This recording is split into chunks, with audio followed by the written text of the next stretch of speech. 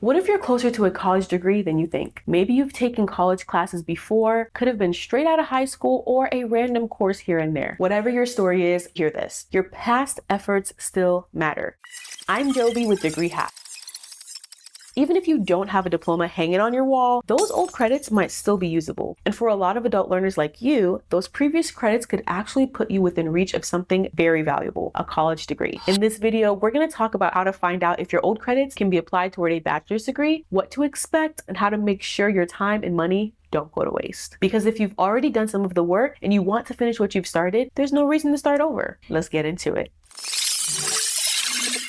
A lot of people assume that if they didn't finish a degree, they're back at square one, but that's not always true. A bachelor's degree typically requires about 120 college credits, which is roughly equivalent to 4 years of full-time study. But here's what you might not realize. You don't have to earn all those credits at the same school, and you don't have to earn them all at once. Many adults accumulate college credit over time. A course here, a couple more there, maybe from a community college, maybe from a university, or maybe from a few different schools. And while those credits might not seem like much on their own, when you put them together, you might have accumulated more credits than you think. There are a lot of reasons earning a degree is a smart move. It gives you a credential you can put on your resume, which can help you get a better job, a better paycheck, or even just boost your confidence. That said, there are smarter ways to go about it than you might think. This is where your prior credit comes in. So what exactly counts as prior credit? If you've completed any accredited college courses in the past, whether online or in person, those credits are potentially transferable. That can include courses you passed at college or university, or even through online programs as long as the course provider was accredited at the time. Some schools also accept non-traditional credit. That might include credits earned through CLEP exams, military training, professional certifications, or even certain professional development programs. The key is to find a school that recognizes that experience and is willing to evaluate it fairly. The most important thing to know is that not all schools handle transfer credit the same way. Some are very transfer friendly and will work with you to accept as much of your previous work as possible. Others are stricter and put limits on how many outside credits they'll take.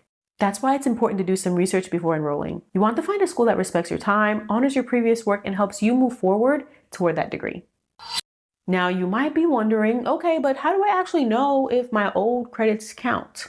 The first step is to request your transcripts. Even if it's been a long time, your old schools should still have a record of the courses you completed and the grades you earned. You'll need to request official transcripts and have them sent to the school where you plan to apply. Once they get your transcripts, the school will evaluate them and tell you which credits transfer and how they apply to your degree requirements. Some courses might transfer directly and count toward general education requirements. Others might transfer as electives. And in some cases, a course might not transfer at all, maybe because it's too old, too specialized, or doesn't match their curriculum. It can be frustrating to find out that not every credit transfers, but that's why this step is so important. You need a clear picture of where you stand so you can make informed decisions about your next steps. And sometimes, even if a course doesn't transfer exactly like you hoped, it can still count toward your total credit count, which keeps you moving in the right direction. One of the biggest questions adult learners have is whether old credits expire. The answer is, it depends.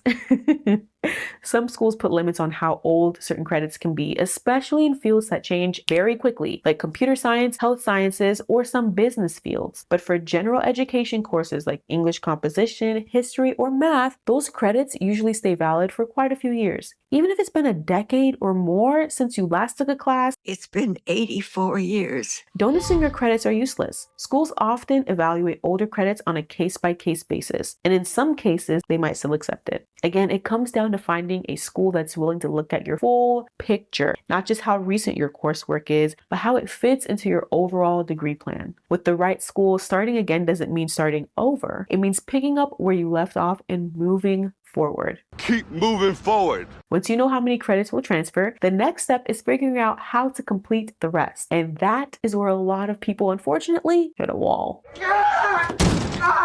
Because traditional colleges can be expensive. Tuition adds up, and as an adult with bills and responsibilities, you might not be able to afford full-time classes or take time off work to attend during the day. But here's some good news. You don't have to take every single course through the same college that's awarding your degree. Most schools allow you to transfer in general education or elective credit from low-cost online providers like Study.com, Sophia Learning, or StraighterLine. And using these options can save you hundreds or even thousands of dollars.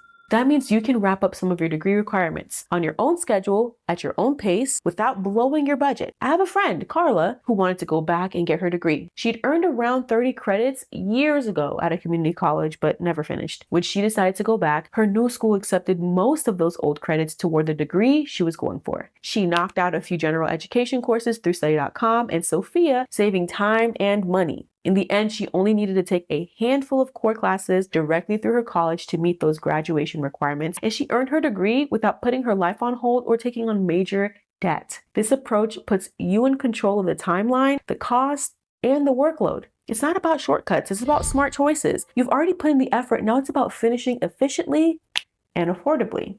Now, you might be thinking, okay, but aiming for a bachelor's degree sounds like a huge commitment. Did I really go for that right now? Totally fair question. And yes, 120 credits might sound like a mountain, but here's the thing. If you've got past credit, you're already partway up the trail.